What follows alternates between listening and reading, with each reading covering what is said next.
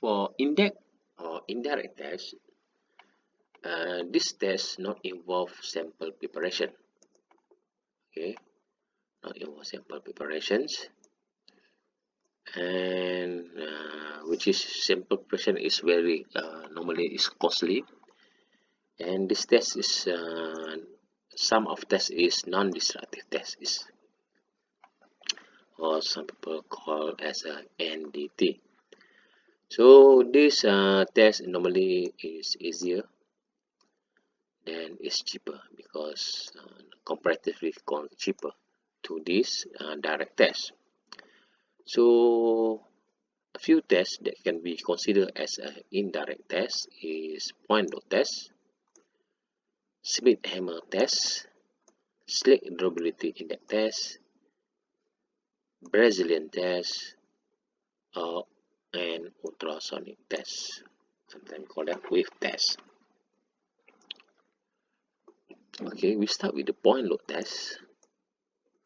Okay, this is the simple and fast technique to estimate. Call it here estimate. It's not a direct test. This is indirect test. So we just estimate the uniaxial compression strength of rocks. So the sample that can be used whether in cylinder form, which is cylinder form like this, and do this borehole. We have coring the sample, so the shape is cylinder. Or if we don't have that in cylinder form, we can use irregular shape like block sample. So mean that we can collect the sample in irregular shape like this or as it is. So we can use that for our point of test study. So the equipment is portable, so we can bring it to the site. So then we can do this testing in the field. So we don't have any sampling issue. So the point, the result of point load strength is we call it IS.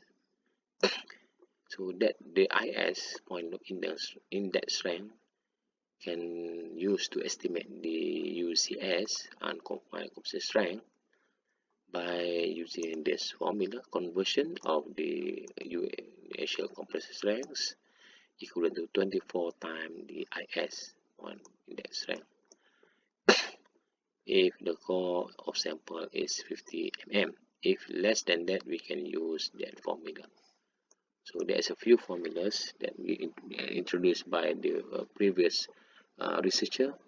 So in our laboratory lab 3, we explain this technique in lab 3. Yeah.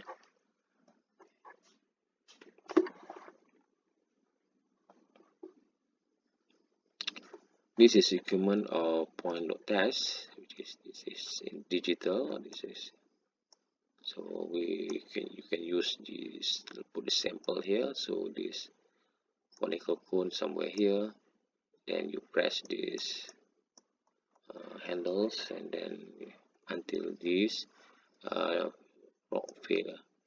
So you have used to the protective eyes cover here.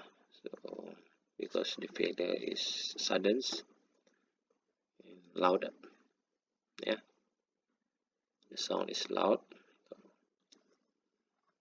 Second test is Schmidt hammer. Schmidt hammer we using L shape type. Also it's very simple and very fast, and then portable, so can do in any surface of rocks. And then this non-destructive. For point load test is destructive, but for Schmidt hammer is not destructive. So the value that we get, we call that index value, or sometimes rebound numbers are. That R is measured the degree of hardness of rock surface. Surface, because we do this test on the rock surface. Then we can convert this R value, the rebound number value, to estimate this again. Would estimate to the compressive strength of rock by using this formula, where this log 10 JCS is joint compressive strength. Why I put joint here? Because we do on the surface of joint. First time equivalent to 0.00088 time density of rock. This R is rebound value numbers, and plus 1.01. So what you get is the compressive strength of rock surface. This is this compressive strength is equal to rock mass material if our rock is fresh, meaning grade 1. If grade 2, so that only represent on the surface of rocks. So we're using that this rebound hammer. We also this technique on the concrete surface to measure the compressive strength. Okay. So this equipment is portable, and then you can bring that equipment to the site and do this testing on any surface. You can look on the YouTube on that to look on how they conduct this test on the site. Yeah. So next testing, we call that slake durability. Slake durability is measure the resistance index. So resistance index to mean that we are trying to quantify the weathering of rocks. And then the test is conducted under simulated rapid weathering.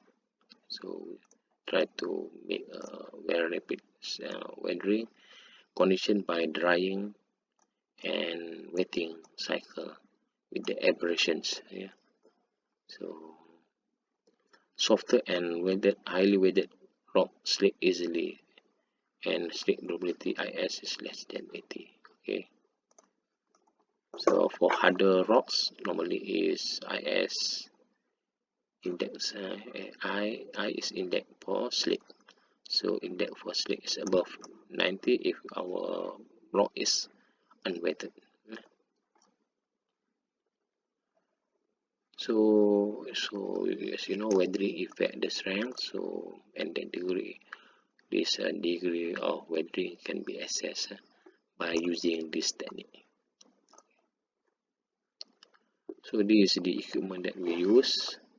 So this is a drum that this is a container we fill with water, half of that, and then we have drum here. You can roll around. So this rolling is about 20 rolling or rotation per minute, 20 rotation per minute.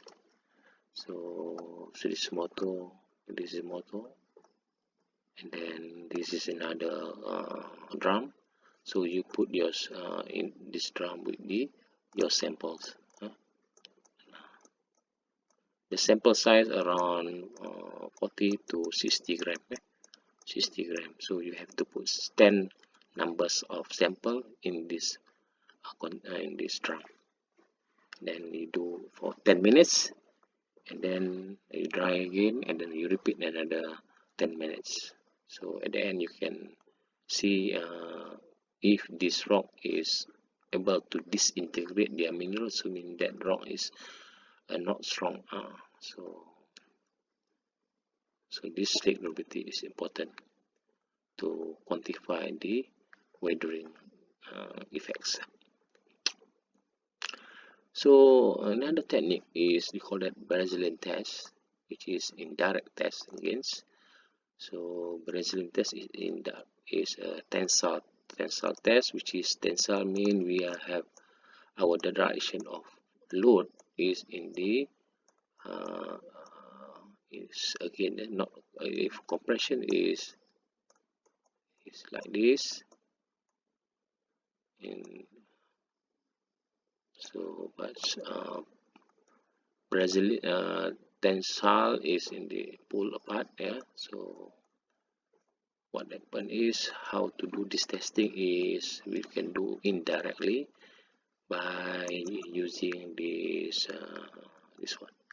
The sample is in this shape and we load under compression, but the shape is in this like this. So the cylinder like this, shape of cylinder like this. So the size here is the cylinder, let's say D. Also, sorry, this D. So length here is half of D. So normally the tensile strength of rock is less than compression strength, normally 50 to 57 UCS. So this is shape that I mentioned to you. This is let's say this is D, your D. So here length here is half of D. Yeah. So this diameter is half of diameter. This is a direct test for Brazilian. So last is ultrasonic velocity test, which is to estimate the denseness of the rocks. So normally we're using P wave. This P wave, primary wave. So the part P wave is faster in rock but slower in soil because of the rock is very dense than the soil, and rock normally low porosity, so that's why we have very high P wave velocity. And then this rock can be used to differentiate between soil and rocks. Then if we can measure the secondary wave, S wave, so here we have the transducer that can produce S wave. So then we can able to measure the Young modulus based on this formula. Okay, this is the equipment for we call that ultrasonic test, velocity test, sometimes we call that Pandit test.